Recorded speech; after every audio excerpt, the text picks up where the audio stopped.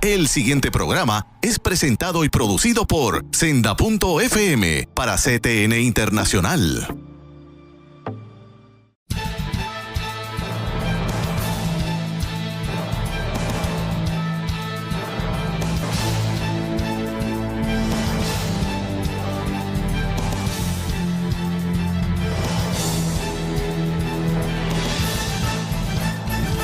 Saludos amigos de Alerta Cristiano, Alerta Cristiano.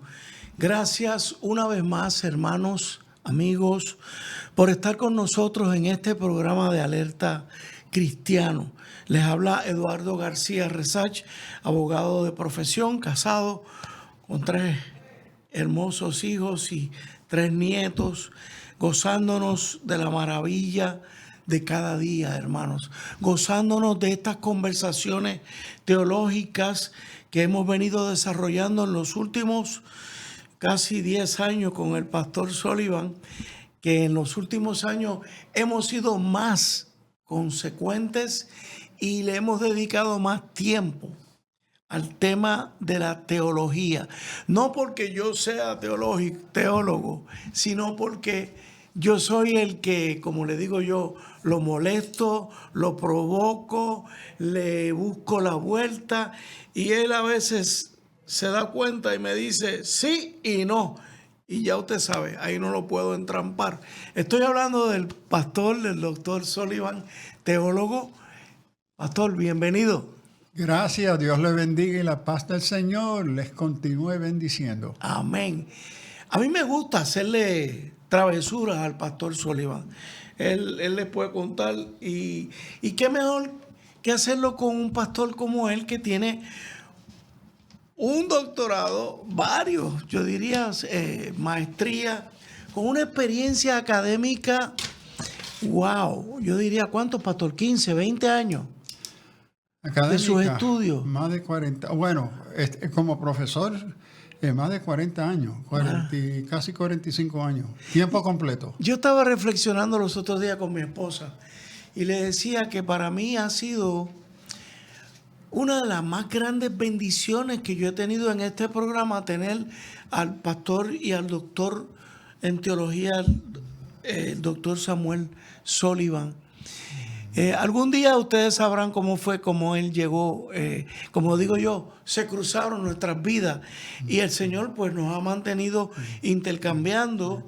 Estos programas yo sé que han sido de mucha bendición porque para mí son enormes la bendición, nuestro crecimiento, nuestra identificación cada vez más con nuestra fe. Y hablando de eso, en el último programa tocamos el tema de la iglesia y su identidad en el Nuevo Testamento. Hoy ese tema continúa en parte 2. ¿Por qué? A pesar de que él y yo a veces tratamos de concretarnos a un tema por cada programa, pues yo le digo a él que el Espíritu Santo hace fiesta en el programa y en las conversaciones surgen unos adelantos, unos puntos, tanto a él como a mí, que a veces hasta me ministra con lo que estamos hablando. Y yo sé que ustedes están orando por este programa y se les agradece, hermano. Así que vamos a comenzar, como siempre lo hacemos, con la palabra de Dios.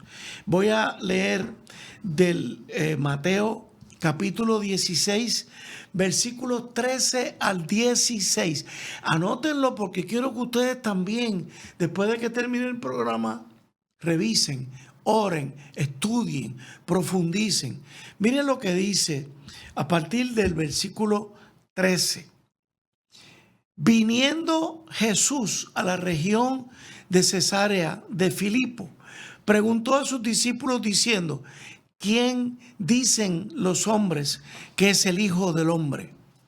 Ellos dijeron, unos Juan el Bautista, otros Elías y otros Jeremías o alguno de los profetas. Él les dijo, ¿y vosotros quién decís que soy yo? Respondiendo Simón Pedro le dijo, tú eres el Cristo, el Hijo del Dios viviente.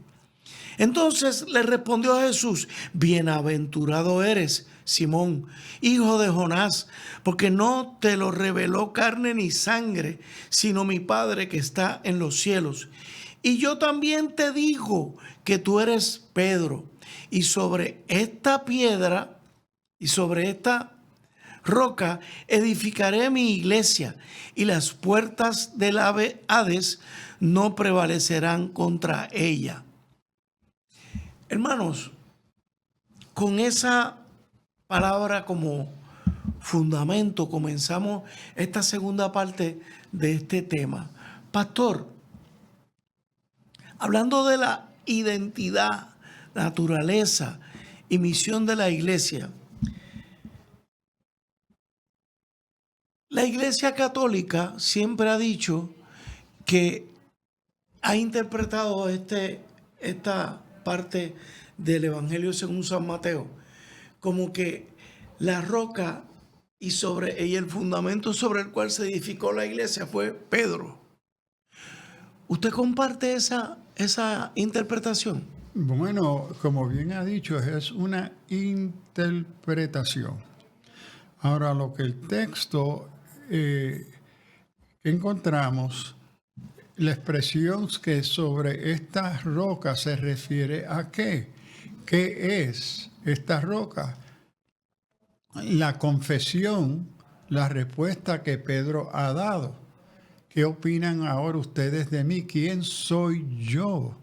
Y la respuesta de Pedro fue que tú eres el Cristo. Y yo también os digo que tú eres Pedro. Y sobre esta roca, ¿y qué es esta roca? Tú eres el Cristo, el Hijo del Dios viviente. Y es en respuesta a esa aseveración que Jesús le responde. Entonces Jesús respondió: bienaventurado eres, Simón, hijo de Jonás, porque no te lo ha revelado carne ni sangre, sino mi Padre que está en los cielos. Aquí está, ¿qué es lo que se ha revelado? No es él la persona de Pedro, es la confesión que acaba de hacer, y que la fuente de esa confesión no es una expresión o una confesión que sale de una comprensión humana, sino se encuentra su origen en Dios mismo. Es sobre ese fundamento, porque roca se usa aquí como una metáfora para representar fundación o fundamento. Una construcción que nace de ahí. Exacto, se funda. Entonces, ahí no se está dirigiendo que el depósito de la iglesia se encuentra en Pedro, es en su confesión. Ahora, tenemos que entender que en la interpretación católica romana, ¿verdad?, está atada a otros supuestos de jerarquías de poder. Y cómo se interpretan los diferentes ministerios o los lugares de los apóstoles. Entonces, la postura, yo creo, bíblica, más que protestante, porque nosotros los protestantes podemos estar equivocados en algunas cosas. Claro. Y no porque seamos protestantes, en todo lo que estamos interpretando está bien. Así es. Pero en este caso, el testimonio bíblico, la lectura del texto nos indica que el fundamento al cual Jesús se dirige, que ha sido establecido por inspiración de Dios, es la confesión de quién es Jesús. Él es el Cristo. Él es. Y aquí se identifica la iglesia es fundada sobre la identidad y misión de la persona de Jesús como el Cristo, porque no olviden que Cristo responde a la tarea del Mesías, de Jesús, que es el que nos salva.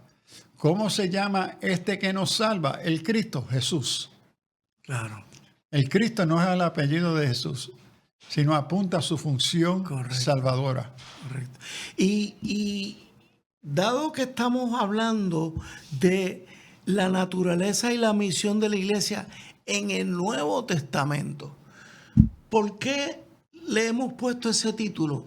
En el Viejo Testamento la iglesia no existía. Eso es así. Cierto, por eso, hermanos, es que estamos enfocándonos en la iglesia que nace en el Nuevo Testamento. Y a eso es que vamos en esta conversación. Por ejemplo, se habla de la iglesia como pueblo de Dios. ¿Por qué, pastor? Bueno, interesante que lo que conocemos como la iglesia en los evangelios, Jesús, en la época de Jesús, no hay iglesia. Jesús no es cristiano. Jesús es judío. Sí. Ahora, pero el anticipo de lo que sería la iglesia lo vemos en la historia de la redención a través de todo el Antiguo Testamento. Y entonces vemos que la continuidad Jesús prepara y nos ayuda a entender. Y los discípulos, que son judíos, no son cristianos, van a vincular lo que se va a revelar más tarde en el día de Pentecostés como iglesia, que es una continuación, una ampliación de lo que fue el sacerdocio y el templo. Y entonces vemos en 1 Pedro 2:9, mas vosotros sois linaje escogido, real sacerdocio, nación santa, pueblo adquirido por Dios, para que anunciáis las virtudes de aquel que os llamó de las tinieblas a la luz admirable.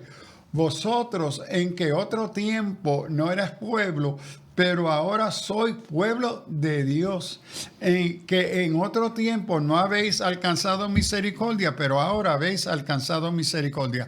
Entonces, aquí se está vinculando una continuación, pero también una distinción, porque note, vosotros sois real linaje, real sacerdocio, pero el sacerdocio desaparece en la iglesia. Correcto. Pero hay una continuidad de sumisión del plan de Dios que se va a mover a lo que se va entonces a revelar en el día de Pentecostés, lo que sería la iglesia. Correcto. Pero entonces de ahí en adelante no existe la relación de la iglesia, el judaísmo como otra institución religiosa y el imperio romano. Correcto. Estos son los tres contextos en cual el Nuevo Testamento se da. Hermano, en el próximo segmento vamos a hablar de la iglesia como el cuerpo de Cristo. Hacemos una pausa. Alerta cristiana.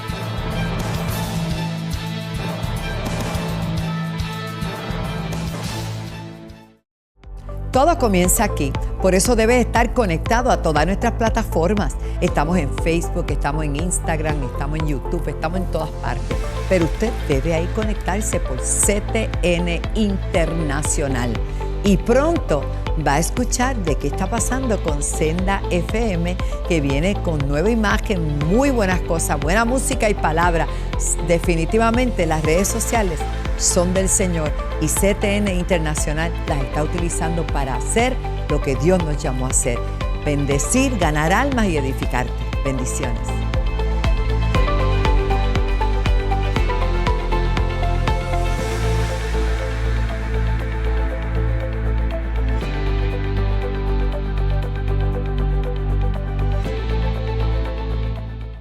En Senda FM nos dedicamos a traer los éxitos musicales que marcaron tu vida. Que su fidelidad, Tu espíritu me guía sin fronteras. y recibe toda la gloria, y recibe toda la honra. Desde los temas que te hicieron danzar hasta las canciones que llegaron al corazón. Llévame a un lugar. Mi ancla firme está. Aquí encontrarás todos los éxitos para seguir viviendo momentos únicos. La tierra canta, el cielo adora. No hay lugar más alto, más grande que estar a tus pies. Senda FM.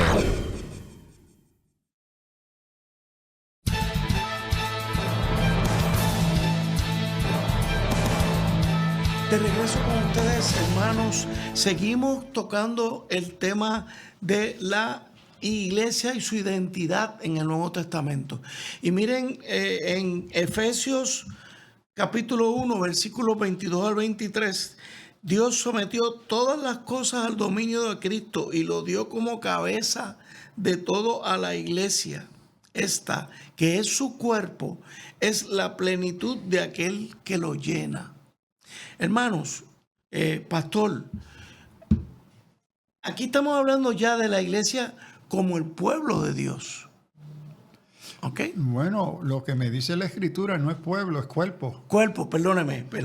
Ese fue mi Porque error. sí, va a Como hablar el del cuerpo pueblo de de Dios. Cristo. Sí, pero en Correcto. este caso es cuerpo, porque lo que estamos mirando hoy es una diversidad de metáforas que Correcto. se usan para poder expresar Lo que es la iglesia. la naturaleza, la función, la identidad de la iglesia. Ok. Primero lo vimos como pueblo de Dios. Pueblo. Ahora lo vemos como el cuerpo Cuerpo de Cristo, de porque Cristo. sobre él es que se levanta. Sí, y vemos que el uso cuerpo de Cristo está apuntando que la iglesia se constituye, se entiende, es el cuerpo de aquel que nos ha salvado. Eso es lo que representa el uso de la palabra Cristo, que es el que nos salva, nuestro Salvador. Correcto. Es la comunidad eclesía, la asamblea, que viene del uso griego secular, de la convocatoria de un grupo, pero que ahora se constituye, se reúne como expresión, cuerpo, ¿de quién? De su Salvador, Correcto. Cristo. Sí, y por eso entonces se habla de la diversidad de dones, de cooperación en ese cuerpo. Cuerpo, eso es Efesios Ok. 4. Ok. Y Pablo en Romanos 12:4, mira lo que nos dice, porque de tal manera que en un cuerpo tenemos muchos miembros, pero no todos los miembros tienen la misma función. Así nosotros, siendo muchos, somos un solo cuerpo en Cristo. Y todos miembros los unos de los otros. Y aquí es muy importante retomar la aseveración histórica que identifica esta naturaleza de ser un cuerpo. La iglesia es una. Es santa, es apostólica, es decir, fundada en la palabra de los apóstoles, y es universal. Esos son los 4 elementos fundamentales que procuran describir este cuerpo de Cristo. Y aquí a veces nos olvidamos que una cosa es el templo, otra cosa es la iglesia. Correcto. Nunca No es se lo mismo. utiliza en el Nuevo Testamento algún edificio como aquello que es iglesia. Nunca. Sino son aquellos que se convocan por la palabra y el Espíritu Santo, que reconocen, que constituyen, son parte de aquello que Cristo, nuestro Jesús, nuestro Salvador, ha establecido. Parece que el que nos congreguemos en templos nos ha creado una situación de somos distintos, no es lo mismo, no pertenecemos al mismo cuerpo. Bueno, el asunto es que el templo procura en el origen del concepto una continuidad con el Antiguo Testamento. Que había un solo templo y ese templo era consagrado solamente a la adoración de Jehová. Correcto. Eso ya no existe. No existe. Porque el Dios revelado en Cristo no habita en ningún lugar particular, un templo como en el Antiguo Testamento. Correcto. Tenían que venir de Nazaret a bajar a Jerusalén para encontrarse con la presencia de Jehová en el templo, en el lugar santísimo. Y entonces también está el otro hecho, que es el que a veces nos hace sentir como que estamos divididos, y ciertamente lo estamos. Pues la Iglesia Católica, los evangélicos, los pentecostales, pero somos una sola iglesia. Bueno, y ahí es que viene el gran falta de testimonio mundial. Ajá. Si algo yo voy aprendiendo, y hay muchas cosas que voy aprendiendo, que no he conocido, y Todavía otras cosas que aprendemos, estoy pastor. reaprendiendo, es que la iglesia es una. Es una. Y tengo que testificar que he encontrado en esa gran diversidad la expresión y el testimonio de la palabra y el espíritu de esa una iglesia en una gran diversidad de comunidades cristianas, protestantes, evangélicas, episcopales, luteranas, presbiterianas, adventistas, católicas, romanas, etc. Me he encontrado con miembros del cuerpo de Cristo. Ahora, en toda esa diversidad también hay muchos que son religiosos y no son parte del cuerpo de Cristo, aunque se encuentren en esas comunidades religiosas. Pero la palabra me dice que el Espíritu Santo da testimonio de quiénes son los hijos de Dios. Correcto. Y cuando yo me encuentro y el Espíritu Santo da ese testimonio, que esa identidad eclesiástica que me divide, que me separa, no es de Dios. Por aquello de que tengamos claro lo que usted acaba de decir, pastor, cuando usted habla, pero me encuentro con que algunos son religiosos. ¿Por qué hizo la distinción? Porque hay, como pastor, lo tengo que decir, y no solamente como teólogo, miembros de congregaciones que yo he pastoreado, de hermanos y hermanas, que son miembros por año y nunca han nacido de nuevo. Okay. Entonces son religiosos. Son lo que un teólogo de Nuevo Testamento cubano, de una de nuestras reuniones de teólogos, no, yo soy un católico cultural. Y entonces se le preguntó a Fernando, ¿pero cómo eso? Sí, mis padres fueron católicos, se me criaron católicos y de vez en cuando yo voy a la misa, entonces yo me identifico como católico por cultura. Por cultura. Entonces, una costumbre. Así hay muchos en nuestras iglesias, tristemente, ¿verdad?, que asisten, simplemente esa es la práctica religiosa, pero que han nacido de nuevo. ¿A dónde está el fruto del Espíritu? Entonces uno como pastor que está tratando con esa diversidad en el cuerpo de Cristo sabe que tiene hermanos en la iglesia y hermanas que no han nacido de nuevo. Y a veces el problema es que algunos de ellos son los que están dirigiendo la junta. Algunos de ellos son los maestros de escuela bíblica, etcétera. Y que a veces veo hermanos que enfatizan mucho las diferencias que tenemos con los católicos, con los pentecostales, dependiendo, ¿verdad? Como si esa fuera la parte más importante y no sentirnos parte del cuerpo de Cristo. Note que mucho de lo que parte de nuestras diferencias es el resultado, el triste resultado de interpretación teológica, que es una función muy necesaria, Sí. importante. Pero cuando vamos a cómo es que la Escritura explícitamente da testimonio de quiénes somos, ahí tenemos unidad. La iglesia es una. Correcto. ¿Cómo interpretamos que es una? Nos movemos entonces a los niveles interpretativos, hermenéuticos, teológicos, que típicamente sirven a separarnos. Algunas veces nosotros los teólogos complicamos las cosas y a veces de forma que no es edificante. Sí. Entonces, porque confundimos nuestra interpretación o opinión teológica como equivalente con lo que la palabra de Dios explícitamente usa para describir y hablar de la iglesia. Entonces nos encontramos en esa tensión. Yo le comento esto, pastor, porque todo el mundo sabe, en el programa yo lo he dicho, yo fui católico hasta los 52 años y no fue hasta el 2002 que me convertí, que soy evangélico. Pero yo comparto con mis hermanos católicos como si nada. Yo no veo hay unas diferencias, claro que sí que las hay. Hay unas cosas con las que yo no estoy de acuerdo. Ellos no están de acuerdo con algunas cosas nuestras. Pero yo no tengo esa situación, pastor, de sentirme incómodo entre mis hermanos católicos. Tan reciente como hace unos días murió la esposa de un hermano que se crió conmigo en la parroquia Nuestra Señora de Lourdes, en el Comandante. Y yo estuve con él allí, había una celebración, había un hermano diácono allí. Yo me sentí muy feliz porque, claro, también producto de nuestras conversaciones, de este programa, me he dado cuenta de esto que usted señala. O sea, yo no debo estar pendiente de la diferencia. Bueno, hoy en día me he sentido más consciente de no identificarme como evangélico. Mi identidad de evangélico me separa del resto del cuerpo de Cristo. Correcto. ¿Qué mejor decir? Soy cristiano. Yo soy cristiano. Cristiano. Y eso me une a otros cristianos en la gran diversidad.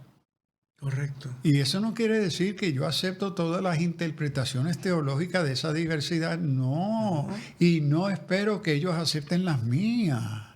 Pero hay un fundamento no negociable, normativo, de lo que constituye nuestra identidad y misión y compromiso, ¿ve? Que todos los compartimos, que nuestras divisiones vienen a la tarea de interpretación. Y miren qué cosa como pentecostal. Yo soy nacido y criado pentecostal. Entre nosotros los pentecostales tenemos divisiones conciliares. Sí. Hay algunos que tienen tres ordenanzas: Santa Cena, bautismo y, ahora se me fue la tercera, bautismo, Santa Cena. La tercera es que algunos lo tienen, pentecostales, otros no, lavatorio de pies. Todo eso se da en la Iglesia Católica. Entonces, ¿y qué sucede? Que hay concilios pentecostales que se separan o se distinguen porque nosotros tenemos dos ordenanzas. Pero ¿y qué de los pentecostales, hermanos en Cristo, que tienen el lavatorio? No, porque nosotros... ve la división. Entonces, eso lo vemos en todas las comunidades que se identifican como cristianos. Hay diversidad. Y por eso yo he sentido, especialmente en el momento histórico que vive la iglesia, Correcto. mejor identificarme como cristiano. Que mi identidad como evangélica me separa de los ortodoxos, me separa de los católicos, me separa de los presbiterianos, me separa de los adventistas, me separa de metodistas. Ujú. Pero cuando me identifico como cristiano, como iglesia, soy parte del cuerpo de Cristo. Y en Él somos uno. Somos uno. Claro. Hermanos, vamos a pasar ya al otro segmento del programa y vamos a entrar en la iglesia como el templo del Espíritu Santo. Hacemos una pausa. Alerta cristiana.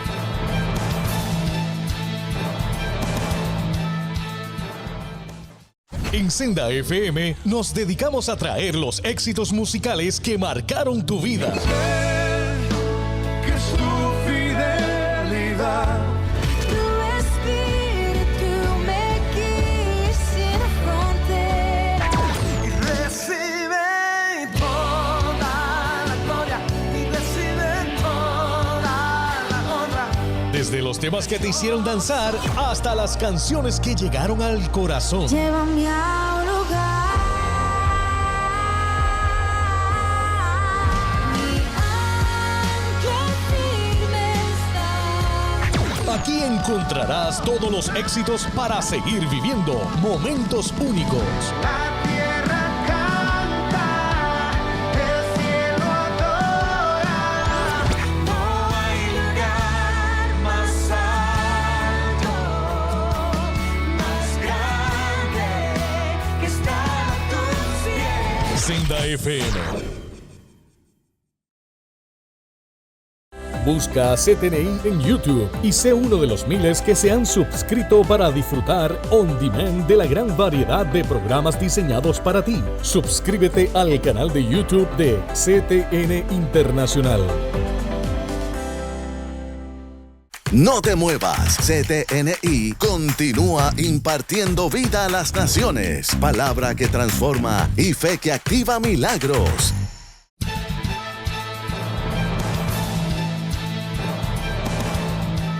De regreso con ustedes, hermanos, dada esta diversidad de la cual hablábamos en el segmento anterior, eso no es causa o no debería de ser causa para dejar de sentirnos que somos uno. Primero, como parte del cuerpo de Cristo y como templo del Espíritu Santo. ¿Y por qué como templo del Espíritu Santo, pastor? Bueno, aparte que Cristo es la cabeza de la iglesia, pero el Espíritu Santo ha sido enviado para dirigir, capacitar la iglesia. Es que es el Espíritu Y que el de Espíritu Dios. Santo habita en el creyente.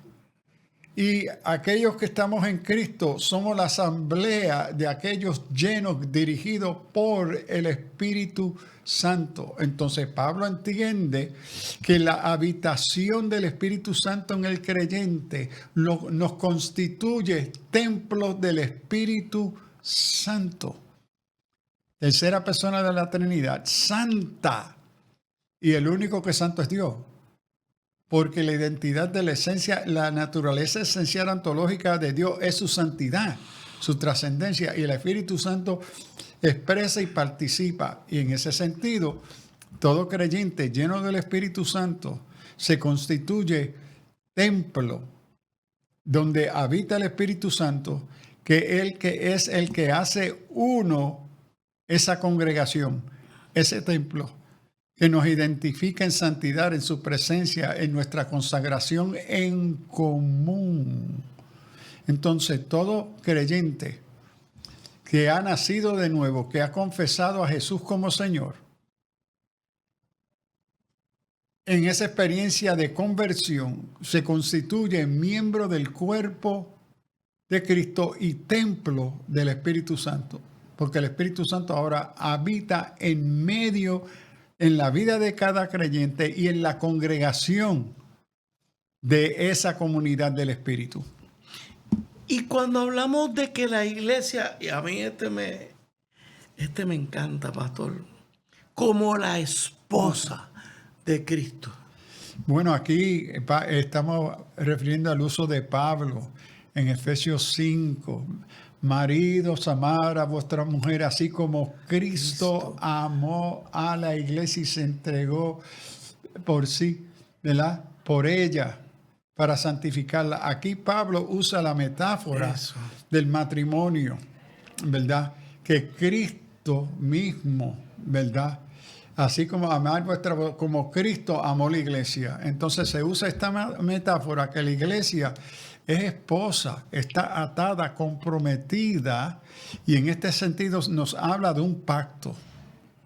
El creyente en su conversión hace un pacto con Dios, un pacto de amor, de fidelidad y esperanza futura. Es un pacto matrimonial. Matrimonial y escatológico. Es hasta que la muerte nos separe.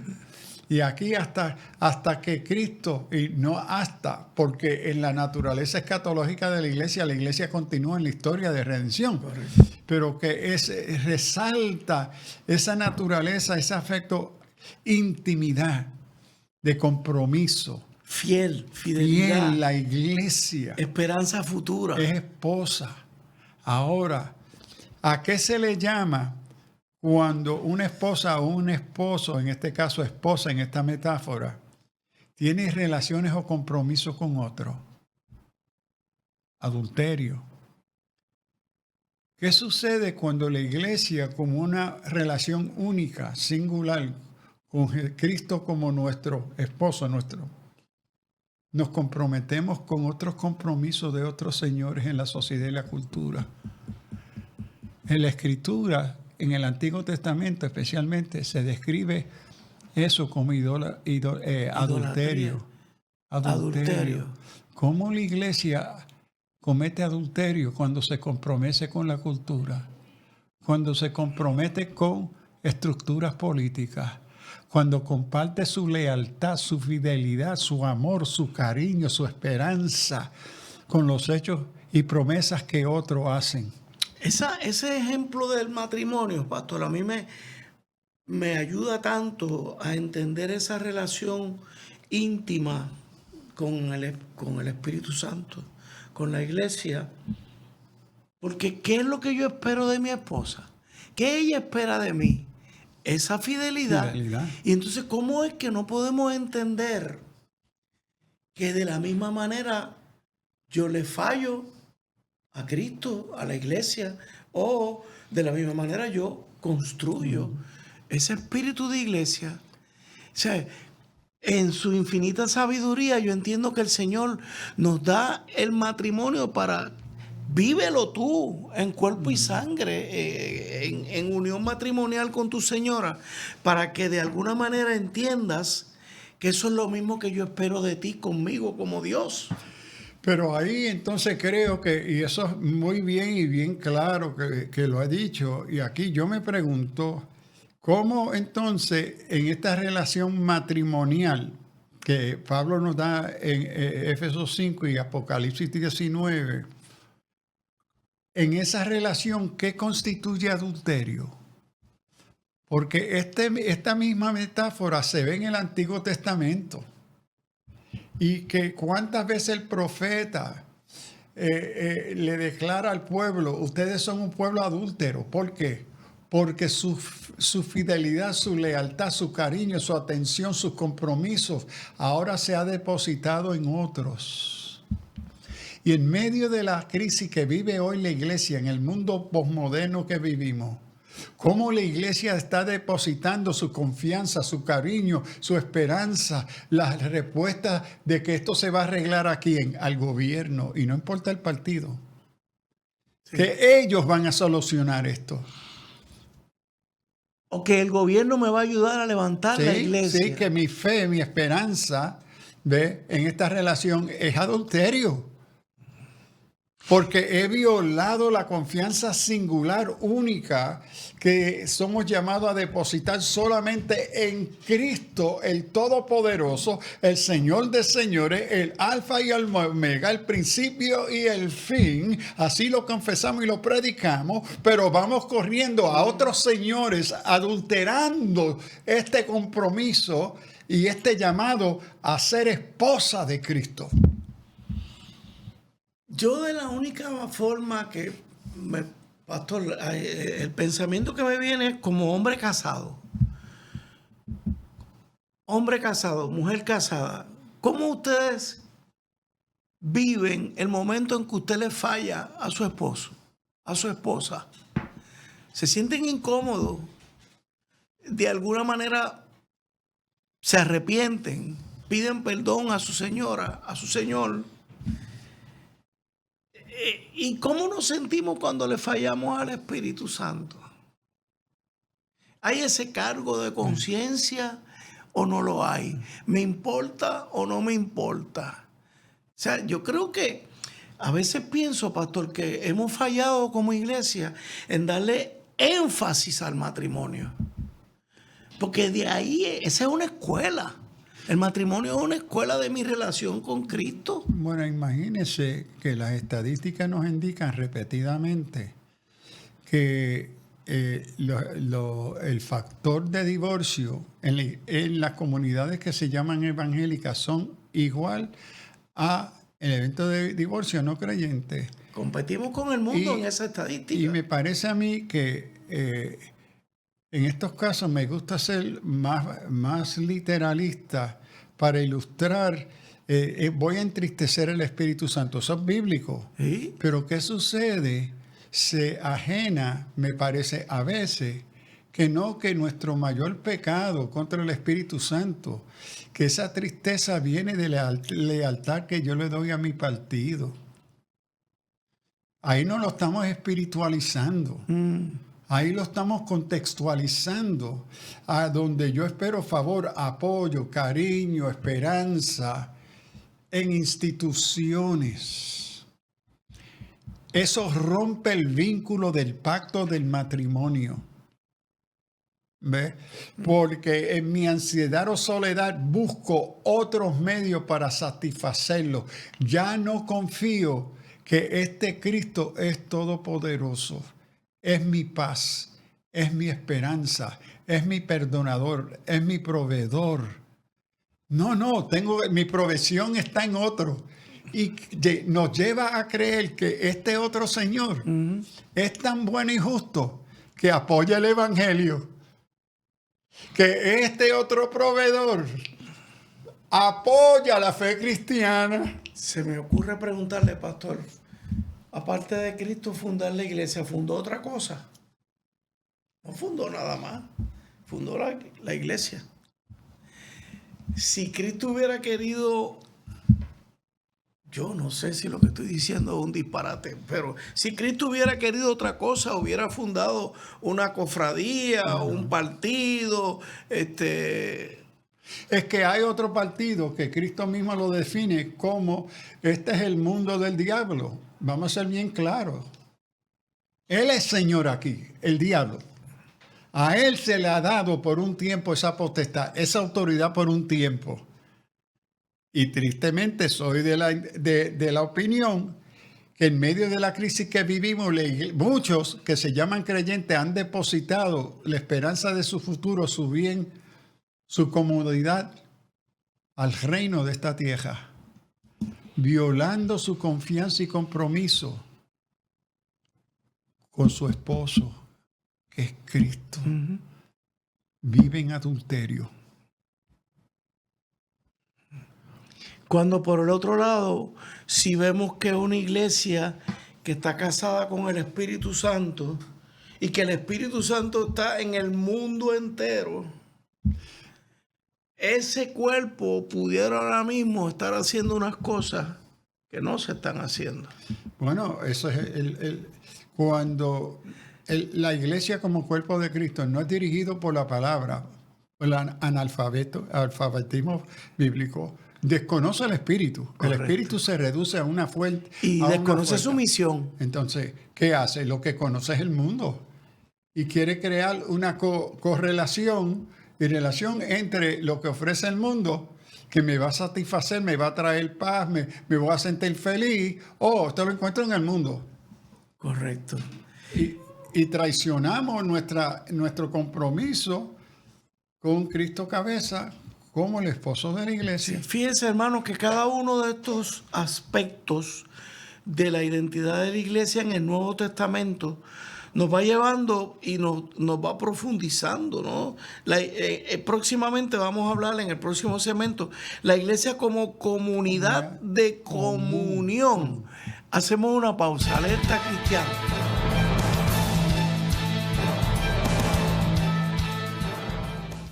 Busca CTNI en YouTube y sé uno de los miles que se han suscrito para disfrutar on demand de la gran variedad de programas diseñados para ti. Suscríbete al canal de YouTube de CTN Internacional.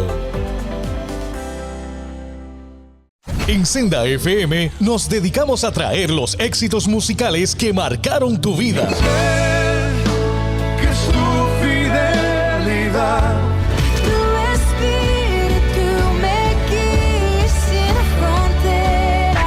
y recibe toda la gloria y recibe toda la honra. Desde los temas que te hicieron danzar hasta las canciones que llegaron al corazón. Llévame a un lugar. No hay lugar más alto, más grande que estar a tus pies. Senda FM.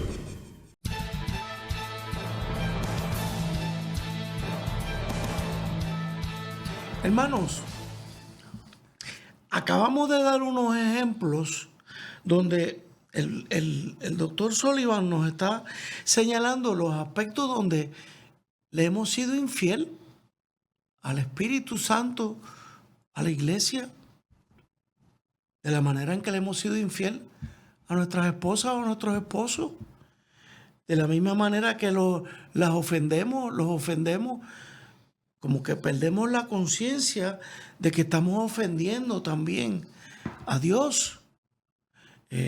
Pero hay un aspecto al que hemos sido llamados, que es la iglesia como comunidad de comunión, la llamada coinonía. Y eso como que lo experimentamos en esos momentos en la iglesia donde hay una alegría que uno no puede ni describir. Cuando uno dice que hay un gozo en el alma, ¿no? Pero cuando uno está reunido en su respectiva congregación y uno se siente inmensamente feliz y uno siente esa unidad con los demás hermanos, esa es la coinonía a la que hemos sido llamados. Sí y no. Sí, no. Ok. Comenzar con sí. Sí, eso es una expresión. Una expresión. Pero para mí lo que observo que esa expresión No se puede quedar ahí. no es la más débil de aquello que nos une. Me parece a mí. Ok. ¿Por qué? Porque Bueno, porque es lo es básico emotivo. del sentir humano. No, es emotivo.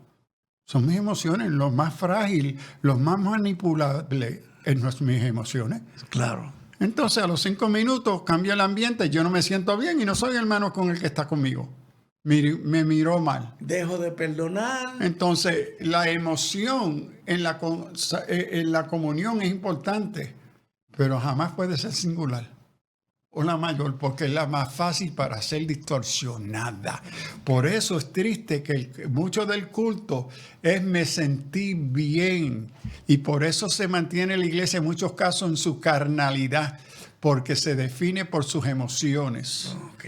La unidad, la koinonía, note en Hechos 2:4, perseveraban en la doctrina, no las emociones. En la comunión, y es común unión. Correcto. En la fe, y aquí pisteo es en el contenido de lo que hemos creído. Comunión unos con otros, en el partimiento del pan y en las oraciones. Note que nada de esto se está hablando porque yo me sentí bien, estoy en comunión, porque no es esencial. Mire, yo testifico que a veces me encuentro en la iglesia llorando porque yo no me siento contento, triste. Porque está echando de menos los elementos. Sí, o que me estoy en una situación en mi vida de lucha. Pero voy a congregarme porque ahí encuentro que la palabra, la presencia comunitaria del Espíritu me fortalece, Me sostiene. me habla, me sostiene, pero yo estoy llorando, yo no estoy cantando, yo no estoy alegre. Es decir, la ausencia de esa emoción no quiere decir que el Espíritu Santo no esté presente.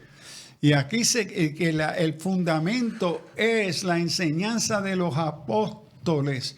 La palabra es lo que nos une, porque es lo que mantiene la identidad y la presencia del Espíritu Santo. Nuestras emociones son buenas y qué bueno que nos podemos cantar.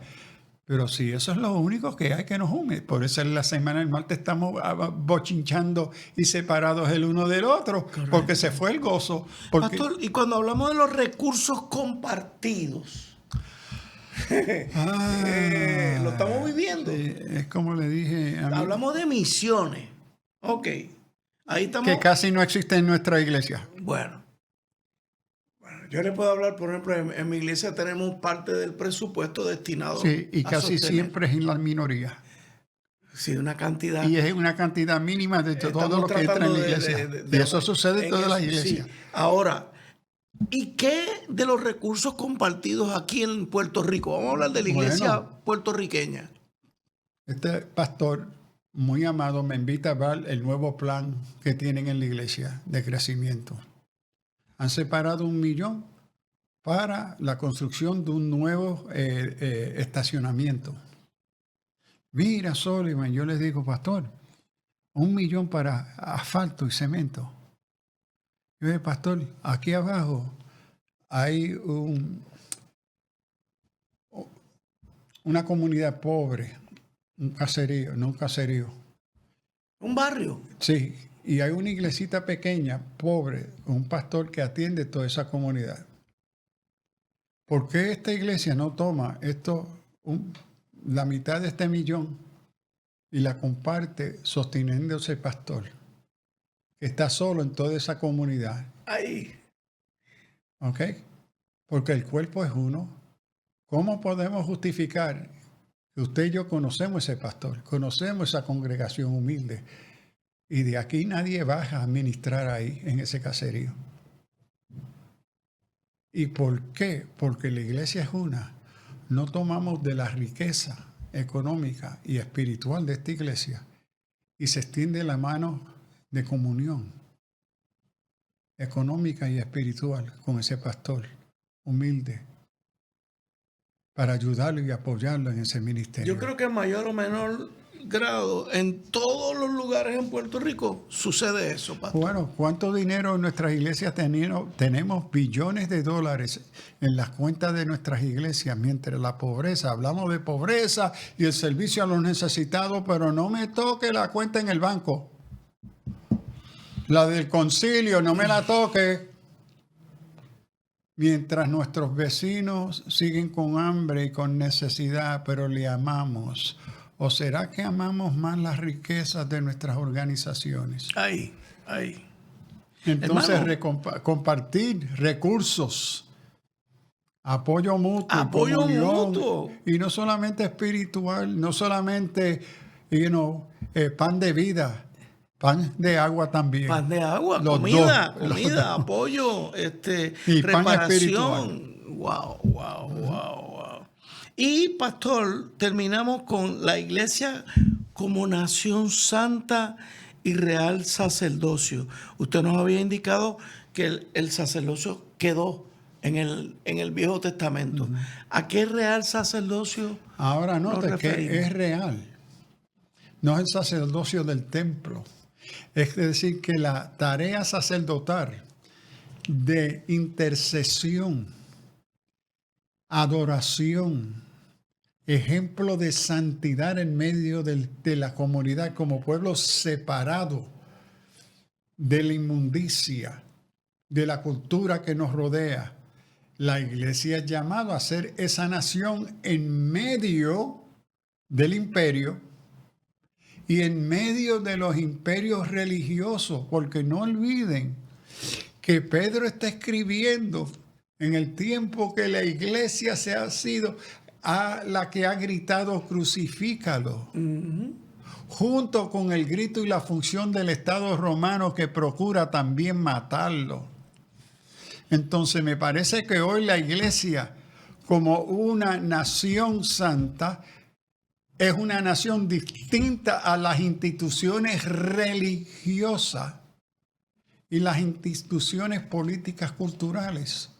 Que la naturaleza de esta nueva comunidad se distingue por ser santa en el desempeño de un sacerdocio real de parte de Dios y el Espíritu Santo que intercede, adora y es luz y sal en medio de las naciones. ¿Usted se acuerda cuando el año pasado, a fines de año, dedicamos 7 programas al tema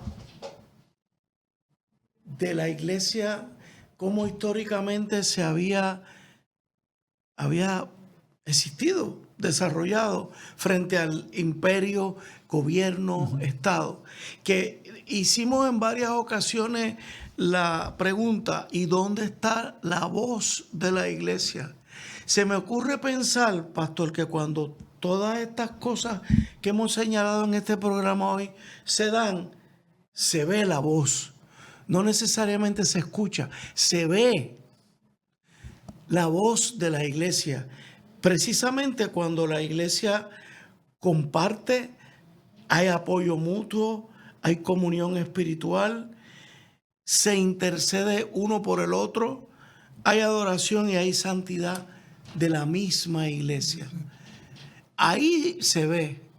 Porque yo me quedé pensando en esa pregunta, pastor, con aquellos programas. Inclusive con un amigo que estaba hablando, un amigo cristiano, yo le decía la pregunta, ¿tú oyes la voz de él? Y me dice, pero Eduardo, ¿cómo es eso de la voz? Aquí me estoy dando cuenta, porque aquí hay pentecostales, católicos, etcétera, etcétera. Es prácticamente imposible que haya una sola voz, pero estas cosas sí. Esa es la voz de la iglesia. Ahí es que vemos la iglesia viva, no una iglesia en crisis. Y note que muchos de los elementos de lo que se llama congregación o iglesia con minúscula distorsiona todas estas cosas. Claro. En su deseo de ser relevante y Porque contextual. es mi iglesia, ese es mi pedacito. Porque quiere ser como el mundo para que el mundo venga a la iglesia. Es como un sentido de propiedad que no nos corresponde. O sea, Yo asisto a una congregación, la Iglesia Cristo, Verdad y Vida, en Trujillo Alto. Esa no es mi iglesia. Mi iglesia es esto que estamos hablando. Claro. La expresión local de la iglesia. Esa es la expresión local. En ese sentido, cuando yo voy para mi iglesia, pues sí, pero a veces somos tan celosos, pastor. Ah, no, porque mi iglesia es distinta a la tuya. La mía es mejor que la tuya. Uy, eso para mí es un peligro. Si algo aprendí cuando llegué a Puerto Rico después de 2 o 3 años aquí, es que cuando si yo me identificaba con un concilio o denominación, me cerraban las puertas de todas las otras. Exacto. Lo rechazaban de Sí, otros seguro. concilios. No, porque tú no eres nuestro. Su concepto de iglesia está tan distorsionado y materialista y secular. O sea, usted no tiene ahora mismo una... Yo no tengo credencial con ninguna organización eclesiástica. Yo fui ordenado al pleno ministerio en 1970. Pero llegó un momento que dejé de identificarme con alguna denominación o concilio. ¿Por qué? Porque descubrí en el caso de Puerto Rico, especial en el caso de Puerto Rico, me cerraban las puertas a todas las otras comunidades cristianas. Bueno, yo lo he vivido cuando me tocaba dar charlas de preparación de la Alianza de Juristas Cristianos, que iba a un campo y veía varias iglesias, pero los que asistían a mi conferencia eran de esa única iglesia. Y cuando yo le preguntaba al pastor, ¿y qué pasó? Usted, sí, yo los invité a todos.